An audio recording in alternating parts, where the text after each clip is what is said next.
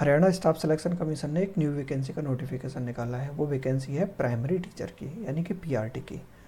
अगर किसी को प्राइमरी में अध्यापक बनना है तो उसके लिए गोल्डन अपॉर्चुनिटी के रूप में साबित हो सकती है।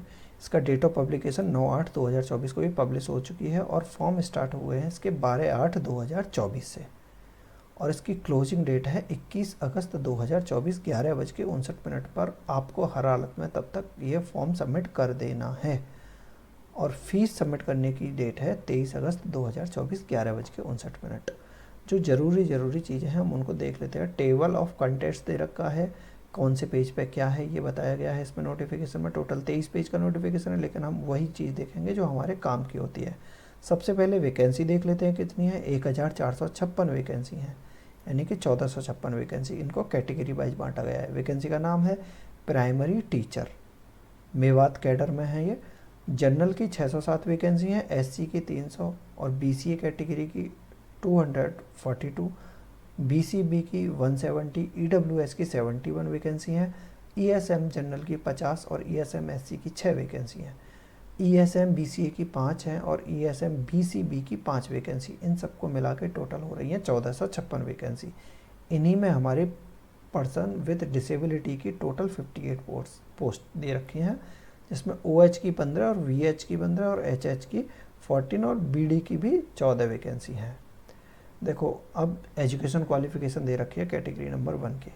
1456 पोस्ट है प्राइमरी टीचर के लिए।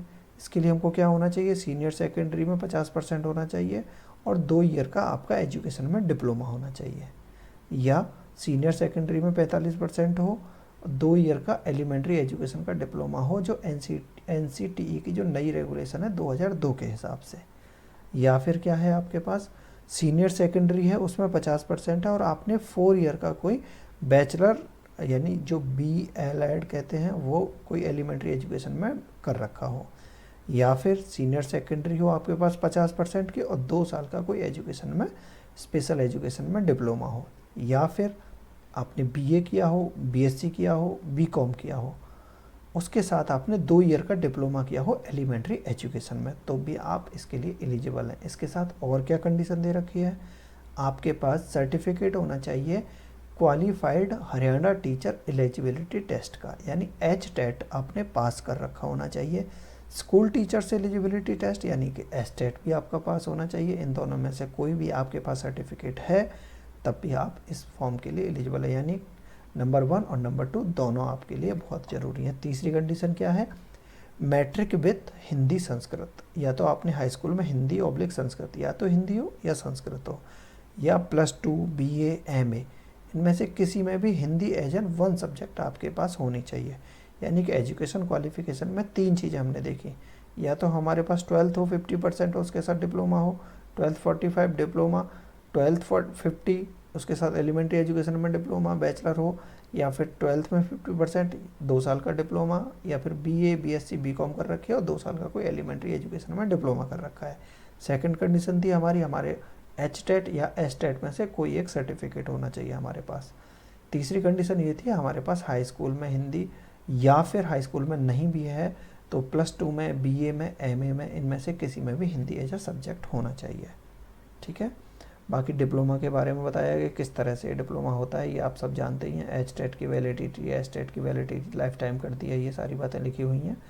आगे बात आती है एज कितनी है इसकी, कितनी उम्र से लेकर कितनी उम्र तक का कैंडिडेट इसको देख सकता है। 18 साल से लेकर 42 साल तक के बीच का कोई भी कैंडिडेट होगा इस वैकेंसी के लिए एलिजिबल है, अगर उसने जो मिनिमम क्वालिफिकेशन है वो कर रखी है तो।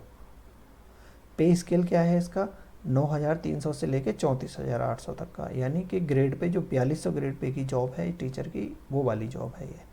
रिलैक्सेशन क्या दे रखा है, एज में रिलैक्सेशन हरियाणा गवर्नमेंट के हिसाब से रूल्स हैं कुछ, उनके हिसाब से रिलैक्सेशन दे रखा होता है। अगर आप 42 साल के 42 ईयर्स आप कंप्लीट कर चुके हो और अगर आप शेड्यूल कास्ट से यानी SC से बिलोंग करते हैं तो 5 साल का एज रिलैक्सेशन आपको मिलेगा। अगर आप बैकवर्ड क्लास से हो तब भी आपको 5 ईयर का रिलैक्सेशन दिया जाएगा। अगर आप डिसेबल्ड पर्सन हैं तो आपको 10 ईयर रिलैक्सेशन दिया जाएगा और 5 ईयर रिलैक्सेशन एज में PWD एप्लीकेंट्स के लिए दिया जाएगा जो एस कास्ट और एस ट्राइब्स या बी क्लास या EWS कैटेगरी से बिलोंग करते हैं, या फिर आप वाइफ्स हैं मिलिट्री पर्सनल की जो डिसेबल्ड हो चुके हैं मिलिट्री सर्विस में, तो भी आपको 5 साल का एज रिलैक्सेशन मिलेगा। या आप विडो हैं या फिर लीगली डाइवोर्स हैं, तब भी आपको 5 ईयर का एज रिलैक्सेशन मिलेगा। या फिर जुडिशली या न्यायालय से अलग किया गया है किसी भी कारणवश, तब भी आपको 5 साल का रिलैक्सेशन मिलेगा। अनमेरिड वुमेन है आप, तब भी आपको 5 साल का एज रिलैक्सेशन है, यानी लड़की के लिए 5 ईयर का एज रिलैक्सेशन इस पर दे रखा है। एक्स सर्विसमैन का अपने हिसाब से वो क्या एज काउंट होती है, उस हिसाब से है उनका। ठीक है, तो आगे देख लेते हैं क्या है। आपने एज देख ली, आपने क्वालिफिकेशन देख ली, आपने सैलरी देख ली। रिजर्वेशन के कुछ पैटर्न होते हैं, ज़्यादातर हरियाणा के रहने वाले लोग हैं, उनको अपने रिजर्वेशन के बारे में पता होता है, किस तरह से रिजर्वेशन होता है इसमें। आगे जो भी काम की चीज़ है उसे हम आगे देखते हैं। बाकी इन पेजों को पढ़ते जाइए, कुछ भी काम की चीज़ नहीं है। Page number 7, page number 8 disability की क्राइटेरियाज दे रखे हैं इसमें। डिटेल फीस कितनी है, फीस कितनी जमा होगी इस फॉर्म को भरने के लिए। अगर आप जनरल कैंडिडेट हैं, मेल हो चाहे फीमेल, आपको 150 रुपये यानी 150 रुपीज़। अगर आप फीमेल हैं, हरियाणा के रहने वाले हैं, तो आपको 75 rupees. SC BC EWS candidate Haryana state के हैं, अगर आप मेल हैं तो 35 रुपीज़, और अगर आप फीमेल हैं तो 18 रुपीज़ आपकी फ़ीस जमा होनी है। क्राइटेरिया फॉर सिलेक्शन देख लेते हैं। एग्जामिनेशन का सिलेबस क्या दे रखा है। रिटन एग्ज़ाम बेस्ड होगा, रिटन एग्ज़ाम 95 मार्क्स का होगा। ठीक है, रिटन एग्जामिनेशन OMR बेस्ड होगा। ये 0.95 मार्क्स का एक क्वेश्चन होगा, 100 क्वेश्चन आएंगे इसमें। ठीक है, और in case of candidate doesn't mark any of the 5 option for a question, then 0.95 marks for the each unattempted question shall be deducted। 5 option का एक सवाल होगा आपका, उसमें से आपको 5 ऑप्शन में से कोई ना कोई ऑप्शन मारना है, यानी टिक करना है। 5 minute given the mark 5th option if candidate does not know the answer। total time allowed for the paper will be 100 plus 105 minutes आपको दे दिए हैं, यानी टोटल कितना होगा, 105 मिनट का होगा। Procedure, instruction, guideline, online filling application की किस तरह से आपको अप्लाई करना है, हाउ टू अप्लाई, कैसे फ़ोटो लगेगा, कैसे क्या करना होगा, ये सब इंस्ट्रक्शंस दे रखे हैं। जब आप ऑनलाइन अप्लाई करेंगे तो आपको पॉइंट वाइज सारी चीज़ें समझ में आ जाएंगी। Document to be uploaded with application form, mandatory क्या क्या है डॉक्यूमेंट अपलोड करना। स्कैंड कॉपी होनी चाहिए आपके पास एसेंशियल एकेडमिक क्वालिफिकेशन की, मैट्रिकुलेशन सर्टिफिकेट की, जिसमें आपकी डेट ऑफ बर्थ और रिलीवेंट डिटेल्स मिल जाएँ उनको। एक स्कैंड कॉपी होनी चाहिए जो आपने कैटेगरी के लिए लगाया है, SC BCA BCB या फिर ESM या PWD में अगर आप बिलोंग करते हैं तो। स्कैंड फोटोग्राफ होने चाहिए आपके, स्कैंड सिग्नेचर होने चाहिए कैंडिडेट के, और scanned copy of all document showing higher qualification experience ETC जो भी आपका दिखा रहा है उस सबकी स्कैंड कॉपी होनी चाहिए आपके पास।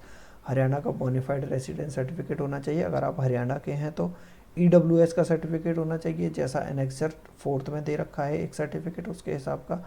डिस्चार्ज सर्टिफिकेट ऑब्लिक बुक होना चाहिए if discharge from the armed force, अगर आप एक्स सर्विसमैन है वहाँ से डिस्चार्ज हुए हैं तो उसका सर्टिफिकेट होना चाहिए।